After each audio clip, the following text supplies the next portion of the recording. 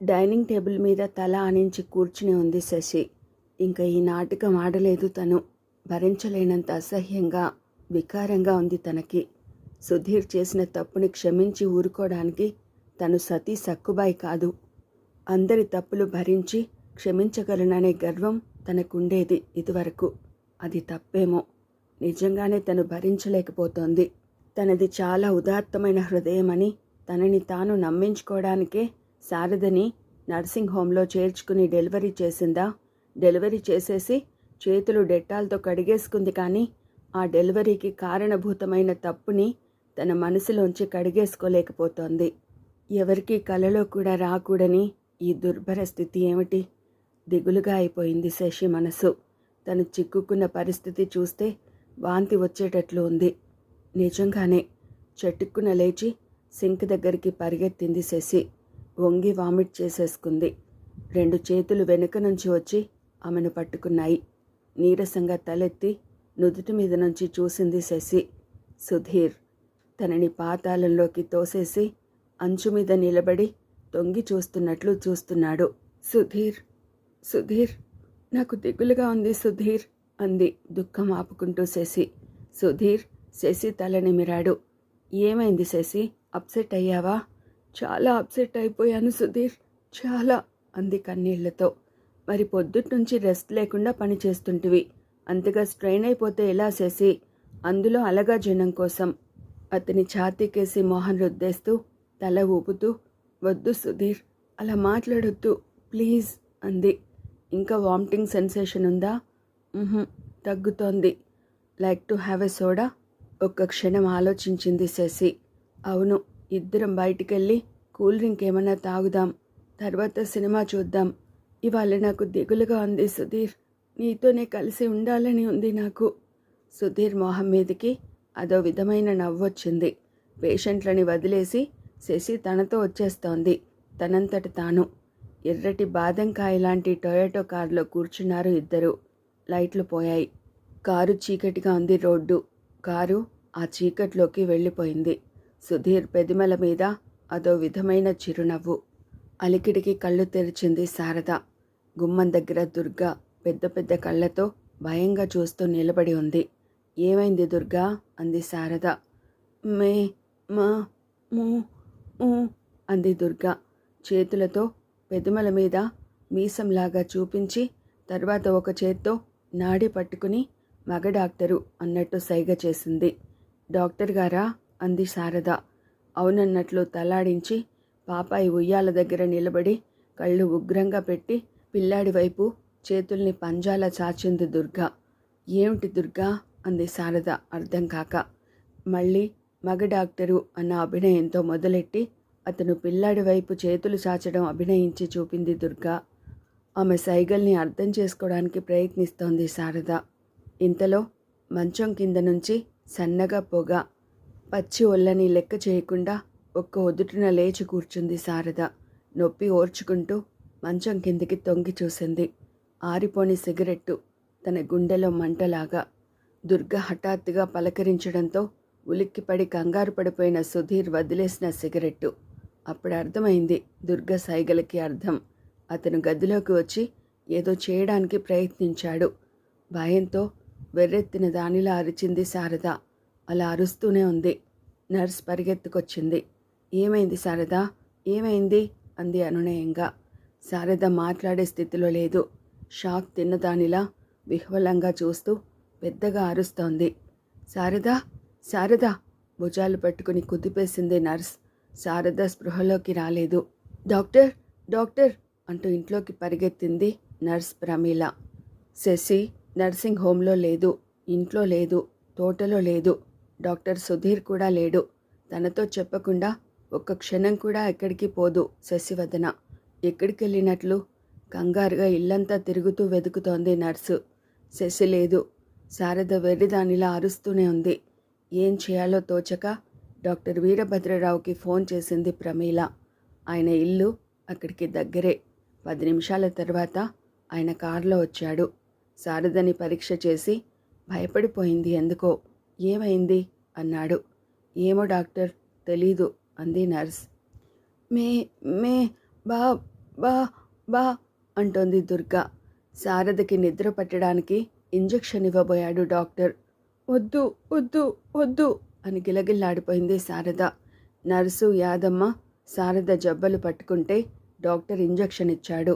భూతాన్ని చూసిన దానిలాగా నిలువు గుడ్లేసుకుని పడుకుండిపోయింది శారద. ఏం పిక్చర్కి వెళ్దాం అన్నాడు సుధీర్ చీకట్లోనే డ్రైవ్ చేస్తూ. డ్రాక్యులా పిక్చర్ ఒకటి ఆడుతోంది. అది చూడాలని ఉంది అతనికి.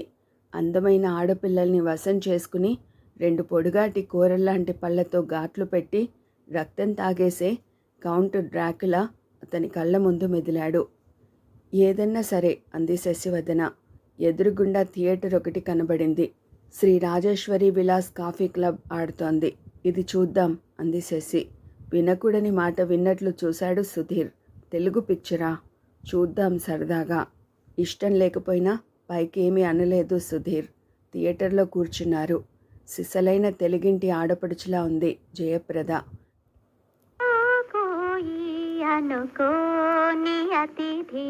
అని పాడుతుంటే తన్మయంగా చూసింది శశి. ఎవరి అమ్మాయి అంది.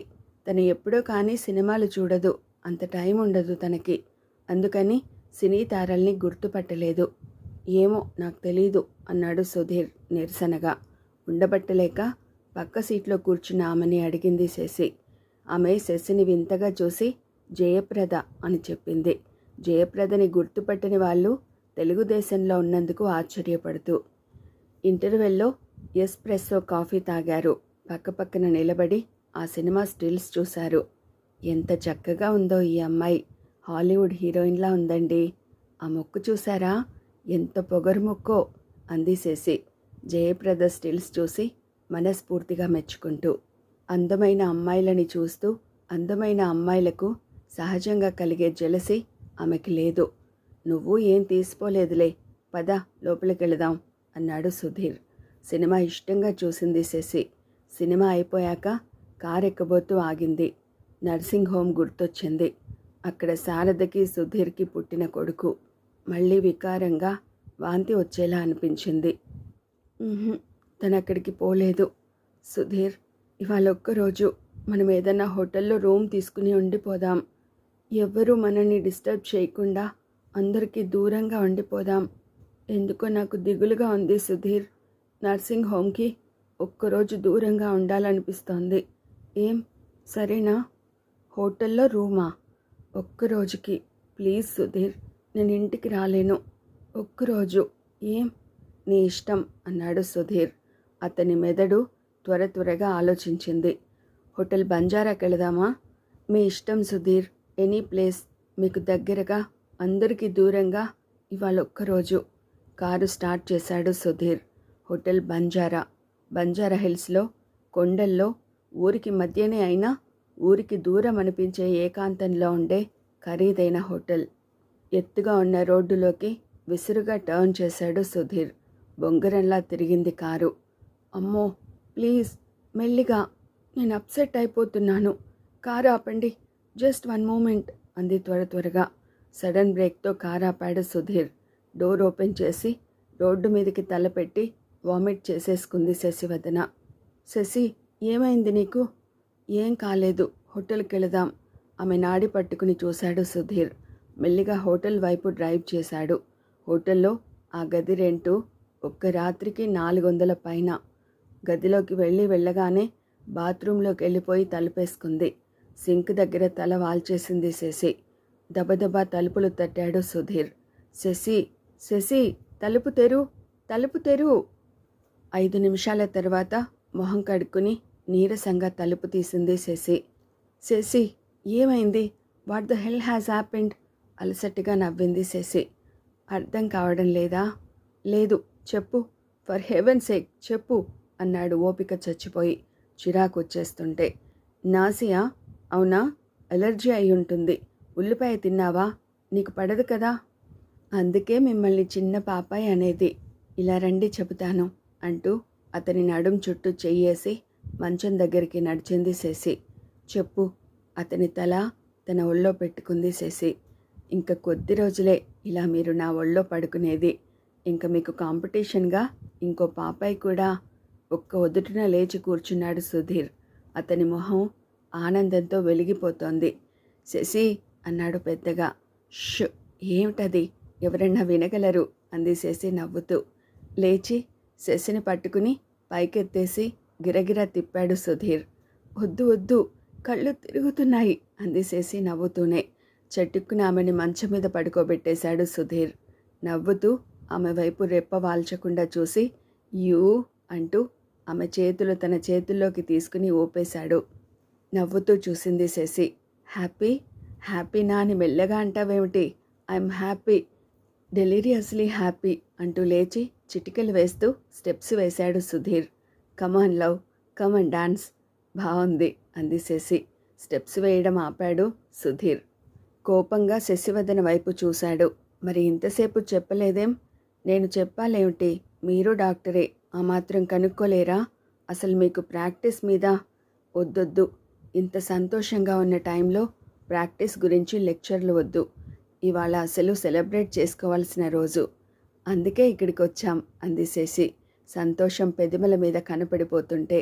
సెలబ్రేషన్ ఎలా చేసుకుందాం? ఐస్ క్రీమ్ తిందాం. ఇంకా నయం, విటమిన్ పిల్స్ మింగి కార్బనేట్ మిక్చర్ తాగుదాం అనలేదు. We will drink champagne. మనం ఇవాళ షాంపెన్ తాగుదాం. మనమా అంది శశి నొసలు ముడేస్తూ. ఏం తప్ప మిమ్మల్ని అంది శశి బెదిరిస్తున్నట్లు చూస్తూ. పోనీ నేనొక్కని తాగుతాను, నువ్వు ఐస్ వాటర్ తాగు, సరేనా? మీరు మాత్రం అలా చేయడం ఎందుకు? నాకు ఇష్టం లేదు. శశి శశి ప్లీజ్, ఒక్క క్వార్టర్ విస్కీ. ఇది ఎలాంటి రోజు? ప్లీజ్. చాలాసేపు అతను బతిమాలిన తర్వాత మీ ఇష్టం అంది అయిష్టంగానే. 10 నిమిషాల తర్వాత ఆమె మోకాళ్ళ మీద గడ్డ మానించి నవ్వుతూ చూస్తుంటే ఫుల్ బాటిల్ ఓపెన్ చేసి స్కాచ్ విస్కీ తాగడం మొదలెట్టాడు. పర్వాలేదు, నేను ఎదుటి వాళ్ళ బలహీనతల్ని భరించగలను అనుకుంది శశి తృప్తిగా. అతను తాగుతూనే ఉన్నాడు. క్రమంగా కళ్ళు ఎర్రబడుతున్నాయి అతనివి. తూర్పు కూడా ఎర్రబడింది. తెల్లవారిపోతోంది. నా బతుకు తెల్లవారిపోయింది అనుకుంది శారద నిద్రలేవగానే. తనకెందుకు మెలకువ వచ్చిందా అని బాధపడింది. మెలకువ రాకుండా అదే శాశ్వత నిద్ర అయి ఉంటే అసలు ఎందుకు మెలకువ వచ్చింది తనకి? పసిపాప ఏడుపు. కొద్ది సెకండ్ల దాకా అది తన కొడుకే అని మనసుకెక్కలేదు. ఇంకా అలవాటు పడలేదు ఆ ఏడుపుకి తను. విషాదంగా వాడి వైపు చూసింది. మీద చేయేసి బుజ్జగించడానికి మనసొప్పలేదు. సుధీర్ కొడుకు, అచ్చం అదే పోలిక. తెలుగు వాళ్ళల్లో అరుదైన గులాబీ రంగులో నిండా ఉన్న చిక్కటి జుట్టుతో ముమ్మూర్తులా సుధీరే. ఇన్నాళ్ళు ఒక ఆశ ఉండేది, పిల్లో పిల్లవాడో తన పోలికలతోనే పుడితే ఆయనకు అనుమానం రాదు, ఎవరికీ అనుమానం రాదు. మామూలుగా సంసారం గడిచిపోతుంది. తను చనిపోదామనే ఆలోచన మానేసి చాలా రోజులైంది. అది ఖాయం. ఆయన సుఖంగా ఉండడం కోసం ఏమన్నా చేస్తుంది తను. ఆయన ముచ్చట తీర్చడం కోసం కడుపులో పెరుగుతూ కడుపులో చిచ్చు పెడుతున్న ఈ సుధీర్ బిడ్డని కానీ సాకుతుంది కూడా. తన పోలికతోనే బిడ్డ పుట్టాలని ఆశపడింది శారద. సుధీర్ పోలికలతో పుడతాడేమోనని భయపడిపోయింది కూడా. అలాగే అయింది ఇప్పుడు. సుధీర్ పోలికలు స్పష్టంగా తెలుస్తున్నాయి. పోలికలు గుర్తుపట్టలేని వాళ్ళకి కూడా రంగు వల్ల తన రంగు బయటపడిపోతుంది. రంగు చేయలేదు తను, కానీ దాదాపు అంత ఘోరమైన. ఇప్పుడు ఆయన చూస్తే ఏమంటారు? పరిస్థితి అర్థమై గుండె పగిలి పడిపోతారా? తనని పచ్చి పాలెంతరాలని కూడా చూడకుండా జుట్టు పట్టి వీధిలోకి ఈడుస్తారా? ఈ అసహ్యకరమైన స్థితి రాకూడదనే తను మొదట్లో చనిపోదామనుకుంది. కానీ తనని చావనీయకుండా ఆయన. శారద కళ్ళల్లో నీళ్లు నిండాయి. గుమ్మం దగ్గర అడుగుల చప్పుడైంది. గుండె లయ తప్పింది శారదకి. భయంగా చూసింది. గుమ్మంలో శంకర్రావు నిలబడి ఉన్నాడు. Hello mister Jaiswal, good morning.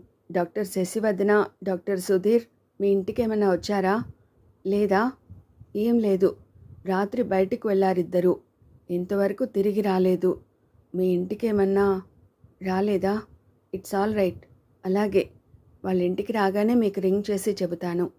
నిట్టూర్చి రిసీవర్ క్రెడిల్ మీద ఉంచేసి కొద్ది క్షణాలు ఆలోచించి ఇంకో నంబర్ రింగ్ చేసింది డాక్టర్ వసుమతి.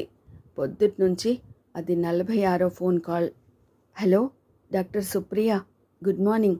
డాక్టర్ శశి మీ ఇంటికేమన్నా వచ్చిందా? లేదా? Thank you. రిసీవర్ పెట్టేసి ఏం చేద్దామన్నట్లు ఆదుర్దాగా నర్సు వైపు చూసింది వసుమతి. పోలీస్ కంప్లైంట్ ఇవ్వడం బెటర్ డాక్టర్ అంది నర్స్ ప్రమీల. నాకు చాలా వర్రీగా ఉంది. డాక్టర్ గారు ఇలా ఎప్పుడూ చేయలేదు. రాత్రి వెళ్ళిన మనుషులు తెల్లారినా తిరిగి రాలేదంటే. ఐ నో అంది వసుమతి హఠాత్తుగా చిరాకు పడుతూ. నర్స్ అంటున్నది ఆమెకు అర్థమవుతోంది. రాత్రి వెళ్ళిన మనుషులు ఇంకా తిరిగి రాలేదు. ఏమై ఉంటుంది? యాక్సిడెంట్ అయి ఉంటుందా? ఇంకేమన్నా అయి ఉంటుందా? ఫ్రెండ్స్ ఇంటికెళ్ళి ఉంటారా? సుధీర్తో బయటికెళ్ళింది శశి. సుధీర్, సీతాకోక చిలుకని నుసి చేసేసిన సుధీర్, కుక్కని కారుతో తొక్కేసిన సుధీర్. వసుమతి ఆలోచనలు ఒక నిశ్చయ రూపానికి వస్తున్నాయి. సందేహం లేదు, అతను శాడిస్టు, సైకో. సీతాకోక చిలుకలు కుక్కలు దాటి అతని దృష్టి మనుషుల మీదికి పోతోందా? శశి అతనితో వెళ్ళి ఇంకా తిరిగి రాలేదు. ఏం జరిగి ఉంటుందో ఊహించడానికే భయంగా ఉంది. దడదడలాడుతున్న గుండెతో పోలీస్ స్టేషన్కి ఫోన్ చేసింది వసుమతి. హలో అంది ఒక బొంగురు గొంతు మోటుగా. This is Shri Padmavathi nursing home. ఏదో చెప్పబోతున్న వసుమతి మాటలు పూర్తి కాకుండానే ఎవరో ఆమె చేతిలోని రిసీవర్ లాగేశారు. చివుక్కున తలెత్తి చూసింది వసుమతి. గుమ్మంలో నిలబడ్డ శంకర్రావుని బెదురుగా చూసింది శారద. భయంతో ఆమెకి ఊపిరి కూడా సరిగ్గా అందడం లేదు.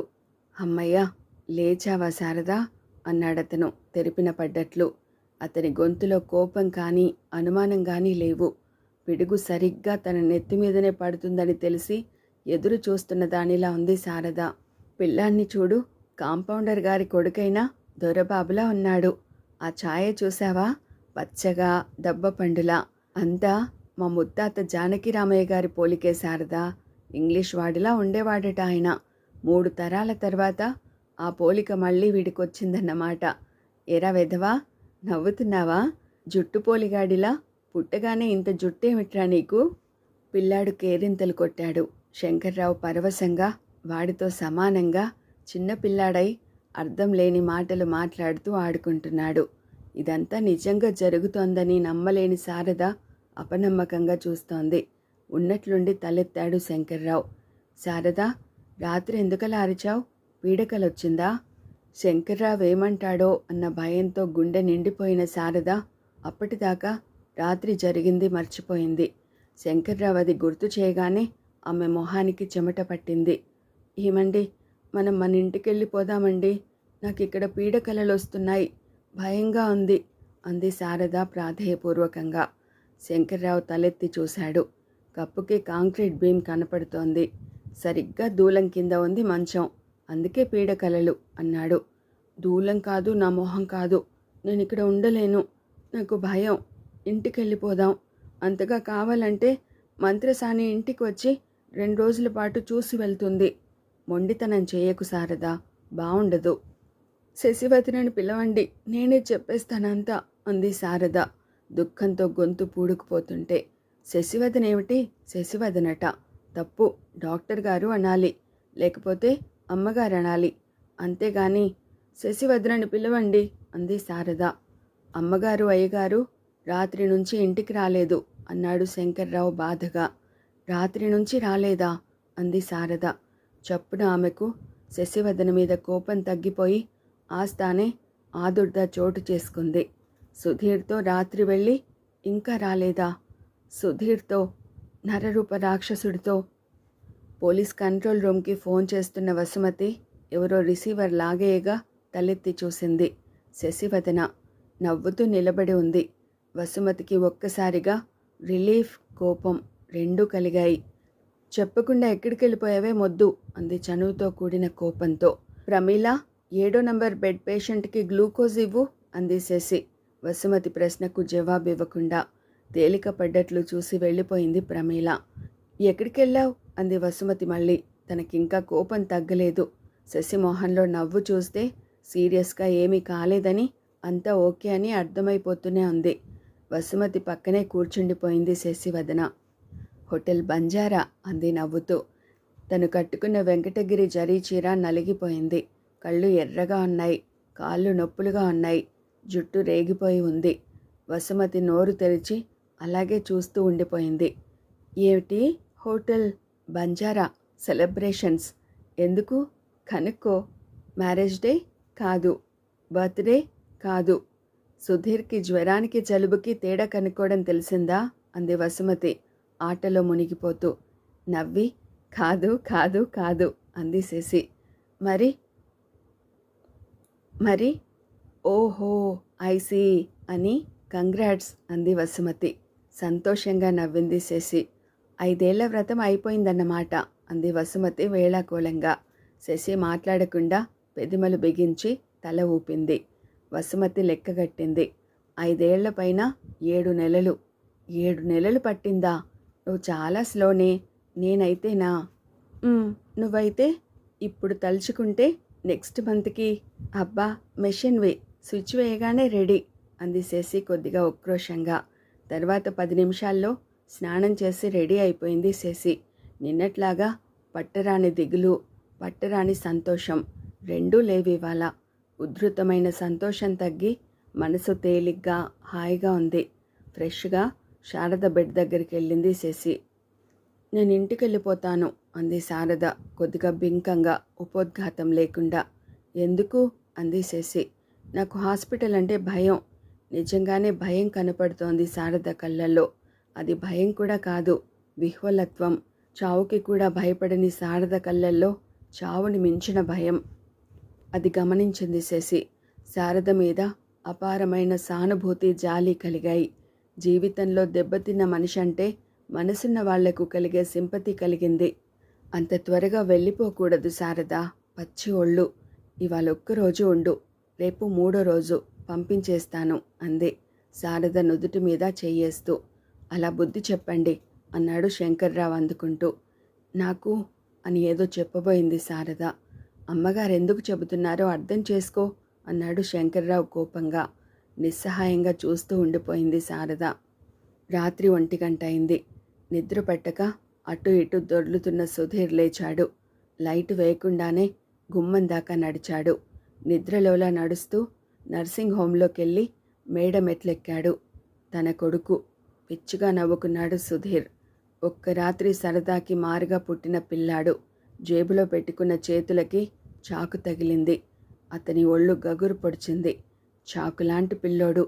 ఒక్కసారి ఆ పిల్లాడి మొహం తడిమి తర్వాత పిల్లాడిని తన చేతుల్లోకి తీసుకుని మొహానికి దగ్గరగా తీసుకొచ్చి పువ్వులాంటి శరీరం మీద నోరు ఆనించి క్రేప్సోల్ బూట్లు శబ్దం చేయకుండా అడుగులేస్తున్నాయి. గదిలోకొచ్చాడు. లైటు వెలుగుతూనే ఉంది. బాధతో ఉన్నట్లు మొహం చిట్లించి కళ్ళు మూసుకుని మగత నిద్రలో ఉంది శారద. పక్కనే పిల్లాడు మాంసం ముద్దలా. దగ్గరికి నడిచాడు సుధీర్. ఇప్పుడే నిద్రపోయింది అని వినపడిందో గొంతు. చటుక్కున వెనక్కి తిరిగాడు. శశి ఈజీ చైర్ గోడవారగా వేసుకుని నావెల్ చదువుకుంటోంది. దిగ్భ్రమ చెందినట్లు చూస్తూ ఉండిపోయాడు సుధీర్. చిరాకుతో అతని మొహం మారిపోయింది. ఇప్పటిదాకా టెంపరేచర్ ఉంది శారదకి. ఇప్పుడే జ్వరం తగ్గుతోంది. అందుకే కూర్చునున్నాను అంది శశి. ఇవాళ శివరాత్రన్నా కాదు, జాగారం చేస్తే పుణ్యం వచ్చి ఉండేది నీకు అన్నాడు విసురుగా అంగలు వేసి వెళ్ళిపోతూ. బయట బల్ల మీద శంకర్రావు పడుకుని నిద్రపోతూ కనపడ్డాడు. వెడుతున్న సుధీర్ని నిశితంగా చూసింది శశి. మర్నాడు పొద్దున్నే శారదని కారులో ఇంటికి పంపేసింది. శ్రీ పద్మావతి నర్సింగ్ హోంకి ఎదురుగా 2 అంతస్తుల పెద్ద భవంతి. ఆ 2 అంతస్తుల భవంతిలో 2 మనుషులు. వాళ్ళకి నౌకర్లు మాత్రం బోలెడు మంది. ఆయన పేరు శ్రీనివాసరావు గారు, శశివదన తండ్రి. ఆమె పేరు శాంతమ్మ, శశివదన తల్లి. ఏం అయిందా? ఇక 2 పట్టుచీరలు, 2 జతల గాజులు, 1 వెండి కంచం, ఇవన్నీ కొనాలి ఇవాళ అంది ఆవిడ లిస్టులాగా చదివేస్తూ. ఎందుకే ఇవన్నీ? శశికి ఇవ్వాలి. ఇద్దాం సరే, ఇంత హఠాత్తుగా? ఏమీ అర్థం కాదు తాతయ్య గారికి అని నవ్వింది ఆవిడ. సిగరెట్ పీలుస్తూ కొద్ది క్షణాలు ఆమెనే చూశారు శ్రీనివాసరావు గారు. తాతయ్య మరి కాక మీరేం పడుచు పిల్లాడా? నిజంగానేనా? తల ఊపింది. చెప్పిందా? ఏమిటండి ఈ యక్ష ప్రశ్నలు? నేను చెబితే నమ్మకం లేదేమిటి? ఆయన మితభాషి, ఎప్పుడూ సీరియస్గానే ఉంటారు. ఇంత సంతోషమైన వార్త విన్నా ఆయన బయటపడిపోలేదు. కాళ్ళు బారచాపి కుర్చీలో వెనక్కి జారగిలబడి సిగరెట్ గట్టిగా దమ్ములాగి నెమ్మదిగా పొగ వదిలారు. కానీ ఆయన కూర్చోవడంలో ఆయన సంతోషం, గర్వం బయటపడిపోతున్నాయి. 2 క్షణాలు అలా కూర్చుని దాన్నొకసారి రమ్మను అన్నారు. శాంతమ్మ ఫోన్ దగ్గరికెళ్ళి నర్సింగ్ హోమ్కి రింగ్ చేసింది. వసుమతి ఫోన్ ఎత్తింది. ఎవరు అంది శాంతమ్మ. ఆవిడ గొంతు గుర్తుపట్టింది వసుమతి.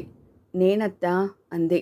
కుటుంబంలో మనిషిలాగా కలిసిపోవడం వల్ల శాంతమ్మని అత్త అని, శ్రీనివాసరావు గారిని మామ అని పిలవడం అలవాటు వసుమతికి. శశిని పిలువసు అంది శాంతమ్మ. పిలుస్తానత్తా అంటూ శశికి కనెక్షన్ ఇచ్చింది వసుమతి.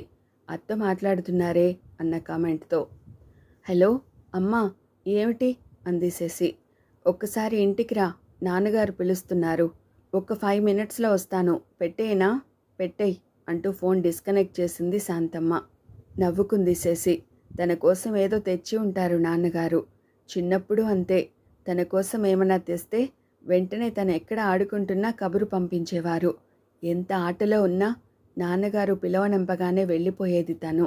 ఒక్కసారి ఇంటికెళ్ళొస్తా వసు అని కారు తాళాలు తీసుకుని పోర్టికో వైపు నడిచింది.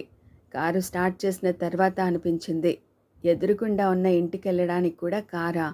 తను నడక మరిచిపోతుందేమో అసలు. పరుగుల పరుగుల జీవితం అని. కారు స్టార్ట్ చేసి గేర్లు మార్చి యాక్సిలేటర్ తొక్కి పట్టేసరికి ఇల్లొచ్చేసింది. ఇంటి గేట్లోకి రాగానే నాన్నగారి డ్రైవర్ ఎదురొచ్చాడు. మీరు జరగండి అమ్మాయి గారు, నేను డ్రైవ్ చేస్తా అంటూ. గేటు దగ్గర నుంచి ఇంటి దాకా ఉన్న ఆ ఫర్లాంగ్ దూరం డ్రైవ్ చేసినందువల్ల తనేం కందిపోదు. కానీ అతను తన అభిమానం, విశ్వాసం ప్రకటించుకునే అవకాశం కోసం చూస్తున్నాడు. అతన్ని నొప్పించుకోదలుచుకోలేదు శశి. తను పక్కకి జరిగింది. ఆ కాస్త మేర అతను డ్రైవ్ చేసి పోర్టికోలో కారాపాడు. దిగి చకచక లోపలికి నడిచింది శశి. కుడి చేతి వైపు పెద్ద రూమ్ ఉంది. అదే నాన్నగారి ఆఫీస్ రూమ్, లైబ్రరీ కూడా. కప్పును తాకే అద్దాల బీరువాల నిండా లెక్కలేనన్ని పుస్తకాలు. చిన్నప్పుడు తనకది ఒక అద్భుత లోకంలాగా కనపడేది. CAT, క్యాట్, పిల్లి అని 10 పేజీల 1వ క్లాస్ పుస్తకం చదువుకునే తనకి అంతంత లావుపాటి పుస్తకాలు చదివేసే నాన్నగారు విచిత్ర వ్యక్తిలా కనపడేవారు. సరిగ్గా ఆయన మోకాళ్ళ దాకా వచ్చేది తను. అప్పట్లో తలెత్తి ఆకాశమంత ఎత్తుగా కనపడుతున్న నాన్నగారిని ఆశ్చర్యంగా చూసేది. ఇప్పుడు తను ఎదిగింది. దాదాపు నాన్నగారి చెవుల దాకా వస్తుంది తను. బాగా పొడిగే, కానీ ఆయనంత ఎదగలేదేమో అని తనకే అనిపిస్తుంది. ఆయన 20 అడుగుల మనిషిలాగా కనపడతారు. తను తలెత్తి చూడాల్సిందే నాన్నగారిని. లెదర్ సోఫాలో కూర్చుని ఉన్నారాయన. మొహంలో నవ్వు కనపడుతోంది. బిడియంగా అనిపించింది శశికి. అమ్మ చెప్పేసిందన్నమాట. మెల్లిగా నడుస్తూ వెళ్ళి సోఫా పక్కన నిలబడింది. కూర్చోరా అమ్మడు అన్నారు. ఏరా అని పిలుస్తుంటారాయన శశిని ముద్దుగా. అందరి దగ్గర మాత్రం ఫ్రీగా ఉంటారు. సోఫా చేతి మీద కూర్చుంది శశి. ఆయన జేబులోంచి క్యాడ్బరీస్ చాక్లెట్ తీసి ఇచ్చారు. థ్యాంక్ యూ అని వినపడకుండా అని అది తీసుకుంది శశి. ఆయన ఉద్దేశం అర్థమవుతూనే ఉంది. ప్రతి సంవత్సరం తను పరీక్ష పాస్ అయినట్లు వినగానే, తనకి క్లాసులో ప్రమోషన్ వచ్చినట్లు తెలియగానే నాన్నగారిచ్చే చిన్న కానుక క్యాడ్బరీస్ చాక్లెట్. ఇవాళ శశి బుగ్గలు ఎర్రబడ్డాయి. లైఫ్లోనే ప్రమోషన్. మురిపంగా చూస్తున్నారు శ్రీనివాసరావు గారు శశిని. శశి దాటేసిన స్టేజెస్ అన్నీ ఆయన కళ్ళ ముందు కనబడుతున్నాయి. చిన్న చిన్న గౌన్లు వేసుకున్న శశి, స్కర్టులు వేసుకున్న శశి, పట్టు పరికినీలు కట్టుకున్న శశి, ఓని వేసుకునే శశి, చీరలు కట్టిన శశి, పసుపు బట్టలు కట్టుకున్న శశి. ఇప్పుడు మళ్ళీ తన పిల్లలకి గౌన్లో నిక్కర్లో కొనబోయే శశి. ఎలా ఉందమ్మా ఒంట్లో? బాగానే ఉంది నాన్నగారు. ఇంట్లోకెళ్ళు, నా కాస్త కాఫీ తెచ్చిపెట్టు అన్నారాయన. ఆ అమ్మాయి ఆ ఊళ్ళోని పెద్ద డాక్టర్లలో ఒకటి అని ఆ క్షణంలో గుర్తులేదు ఆయనకు. చిటిక వేస్తే పనులు చేసి పెట్టడానికి ఆ అమ్మాయికి 25 మంది నౌకర్లున్నారని గుర్తులేదు. శశి తన కూతురని మాత్రమే గుర్తుంది. ఆమెకి చిన్న చిన్న పనులు చెప్పి చేయించుకోవడం అదో రకం తృప్తి ఆయనకి. ఫేమస్ అయిపోయిన కూతుర్ని చూసుకుని గర్వంతో కూడిన తృప్తి. నాన్నగారికి కాఫీటా అంది శశి వంటింట్లోకెళ్ళి. సీతమ్మ అయ్యగారికి కాఫీట ఇచ్చిరా అంది శాంతమ్మ. సీతమ్మ గ్లాసులో కాఫీ పోసింది. ఇలా ఇవ్వండి అని తను ఆ గ్లాస్ అందుకుని నాన్నగారికి ఇచ్చి వచ్చింది శశి. తర్వాత మళ్ళీ వంటింట్లోకి వచ్చింది. వంటిల్లు హడావుడిగా ఉంది. సీతమ్మ ఏదో రుబ్బుతోంది. అమ్మ ఏదో చెరుగుతోంది. స్టవ్ మీద పెద్ద బాణల్లో నూనె మరుగుతోంది. ఏమిటమ్మా ఈ హడావుడంతా అంది శశి అర్థం కానట్లు. ఏమిటా, ఇవాళ మన ఇంట్లో పండుగ. తల వంచుకుంది శశి. నిన్న రాత్రి చెప్పింది అమ్మతో తను. అప్పటినుంచి ఏదో హైరాణ పడిపోతోంది అమ్మ. 6 ఏళ్ల పాటు అమ్మాయి నీళ్ళోసుకోలేదని నిజంగా భయపడిపోయానంటే నమ్ము సీతమ్మ. ఏదో దేవుడు చల్లగా చూసి ఇప్పుడిలా తల వంచుకుని కాలి బొటన వేలునే చూస్తూ చిరునవ్వు పెదిమలని తడుపుతుండగా వింటోంది శశి. అమ్మ నిజంగా పిచ్చిది. ఇన్ని సంవత్సరాలు తన ఇష్టం మీదే పిల్లల్ని కనడం వాయిదా వేయడం జరిగిందని అమ్మకు తెలీదు. అమ్మకు చెప్పలేదు తను. చెబితే ఎంత కోప్పడి ఉండేదో. ఇప్పుడింక తనకు కూడా ఒక చిన్న పాపాయి. అన్నమంటే హితవు తప్పిపోయిన శశి కోసం ఆ రోజు 10 రకాల స్వీట్లు చేయించింది వాళ్ళమ్మ. వసుమతి, రాజన్, హాస్పిటల్ పరిజనం అంతా ఆ రాత్రి శాంతమ్మగారి ఇంట్లోనే భోజనం చేశారు. శశి ఏమీ తినలేకపోతుంది. దాన్నెవరూ తినమని బలవంతం చేయకండి, దానికి అసలే కడుపులో ఖాళీ లేదుట అంది వసుమతి నర్మగర్భంగా. అందరూ నవ్వేశారు. 2 రోజుల తర్వాత ఇలా పడుకోవే అంది వసుమతి. ఇంకేం పని లేదు, పేషెంట్లు వచ్చేస్తారింకా. ఇప్పుడు కాదు ఆటలు అంది శశి. నువ్వు పేషెంటువే ఇప్పుడు. పిల్లాన్ని కనేదాకా చెప్పిన మాట వినకపోతే ఇంజెక్షన్ పొడుస్తాను. ఇలా పడుకో అంటూ తలుపు గడియ వేసి వచ్చింది వసుమతి. అబ్బా ఏమిటిది అంది శశి ఇబ్బందిగా. నేను నీలాంటి ఆడపిల్లనే, ఊరికే సిగ్గుపడిపోనక్కర్లేదు, కదలకు అంది వసుమతి. యుద్ధంలో ఓటమిని అంగీకరించిన వీరుడు తన కత్తిని ప్రత్యర్థికి అప్పగించి లొంగిపోయినట్లుగా తన స్టెత్ని వసుమతికి అందించి కళ్ళు మూసుకుని పడుకుంది శశి. ఏం చేస్తున్నావు? ఇస్ అబ్బా నొప్పి, నొప్పే రాక్షసి. వసుమతి నవ్వింది. Doctors are the worst patients అంటారు. నిజమే, డాక్టర్ గారు పేషెంట్ అయితే తప్ప నొప్పెలా ఉందో అర్థం కావడం లేదన్నమాట. గుడ్. నవ్వుతున్న వసుమతి మొహం వివర్ణమైపోయింది. కనుబొమ్మలు ముడిపడ్డాయి. చూపు తీక్షణంగా మారిపోయింది. సందేహంగా తడిమి చూసింది ముందు. తరువాత అనుమాన నివృత్తి కోసం రకరకాల పరీక్షలు చేయడం మొదలుపెట్టింది. ముందు శశివదనకి అర్థం కాలేదు. ఎందుకు ఇవన్నీ చేస్తుంది వసుమతి? అనుమానంగా చూసింది. ఎందుకు అర్థమైపోతూనే ఉంది చూచాయగా. భగవంతుడా! చేతులు కడుక్కుంది వసుమతి. నాప్కిన్తో తుడుచుకుని వచ్చింది. ఆ రూంలోనే వేమ్ సోఫా ఒకటి ఉంది. శశివదనని అందులో కూర్చోబెట్టి తను పక్కన కూర్చుని భుజం మీద చెయ్యేసి, శశి, అసలు ప్రెగ్నెన్సీ అని ఎలా అనుకున్నావు? టెస్ట్ చేసి చూసుకోలేదా అంది. చెడు వార్త చెప్పాల్సి వచ్చినందుకు విచారిస్తూ. టెస్ట్ చేసి చూసుకోకుండా అందరికీ ఎందుకు చెబుతాను? మొన్న మార్నింగ్ టెస్ట్ చేసి చూసుకున్నాను అంది శశి అయోమయంగా. రిజల్ట్ ఓకేనా? Okay. How is it possible అని వసుమతి తన రీడింగ్స్ చూపించింది. యూరిన్ టెస్ట్, నెల తప్పిందో లేదో తెలుసుకోవడానికి పరీక్ష. రిజల్ట్ నెగిటివ్గా ఉంది. శశివదన, డాక్టర్ శశివదన నిటారుగా కూర్చుంది. చిత్రంగా ఉంది అంది ఆశ్చర్యంగా. ఆశ్చర్యం కంటే ఆశాభంగం ఎక్కువగా కనపడుతోంది ఆమె మొహంలో. లాస్ట్ మంత్ పీరియడ్స్ రాలేదా? అని తల అడ్డంగా ఊపి, వసు, నేనేం చిన్నపిల్లనా, తెలియని దాన్నా అంతగా పొరపడ్డానికి? నాకు లాస్ట్ మంత్ పీరియడ్స్ రాలేదు. నిద్ర లేవగానే బద్ధకం, ఒళ్ళు నొప్పులు, నాసియా, వామిటింగ్ సెన్సేషన్, అన్నీ అవే సిమ్టమ్స్. చివరికి నిన్న పొద్దున్న నేనే టెస్ట్ చేసి చూసుకున్నాను. శాంపిల్స్ ఏమన్నా కలిసిపోయి కన్ఫ్యూజ్ అయి ఉంటుందా? ఒక్క క్షణం ఆలోచించింది శశి. ఏమో, అవును, నిన్న నేను ల్యాబొరేటరీలో ఉన్నప్పుడు ఫోన్ వచ్చింది. వెళ్ళి మాట్లాడొచ్చేసరికి శంకర్రావు ల్యాబ్లో ఉన్నాడు. తట్టుకుని పడ్డట్ట. టేబుల్ మీద అన్నీ సరిచేసి పెడుతున్నాడు.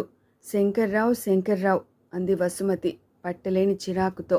అతన్ని నువ్వు గనక భరించి జీతం ఇస్తున్నావు కానీ ఫుట్పాత్ మీద నిలబడి అడుక్కోవడానికి కూడా పనికిరాడు. అలా అనకు, పాపం అమాయకుడు. అలా అని ఎంతకాలం భరిస్తాం శశి? ఎప్పుడు పిచ్చి పిచ్చిగా ఏదో చేస్తుంటాడు. మాట్లాడలేదు శశి. నిన్న శర్మగారి కూతురు ప్రెగ్నెన్సీ కన్ఫర్మ్ చేసుకోవడానికి వచ్చింది కదూ, ఏమీ లేదని చెప్పి పంపేశాం. ఆశ్చర్యంగా చూస్తూ వెళ్ళిపోయిందా అమ్మాయి అంది వసుమతి. అర్థమవుతోంది శశికి. శాంపిల్స్ మారిపోయి ఉంటాయి అంది వసు. అయితే నేను I'm very very sorry dear, నువ్వు నెల తప్పలేదు. అంతేకాదు అని ఒకసారి కళ్ళల్లోకి చూసి ఐఎమ్ సో సారీ అని తల దించుకుంది. శశివదన అలాగే చూస్తూ ఉండిపోయింది. ఆ భయంకరమైన సత్యం వినే నిగ్రహం తనకి లేదు. తల పక్కకి తిప్పుకుంది వసు. శశి, నీకు చెప్పకు వసు అంది శశి. నేను వినలేను, కానీ అర్థం చేసుకోగలను అంది. ఆమె కళ్ళు తడితడిగా అయిపోయాయి. స్నేహితురాలి వైపు దిగులుగా చూసింది వసుమతి.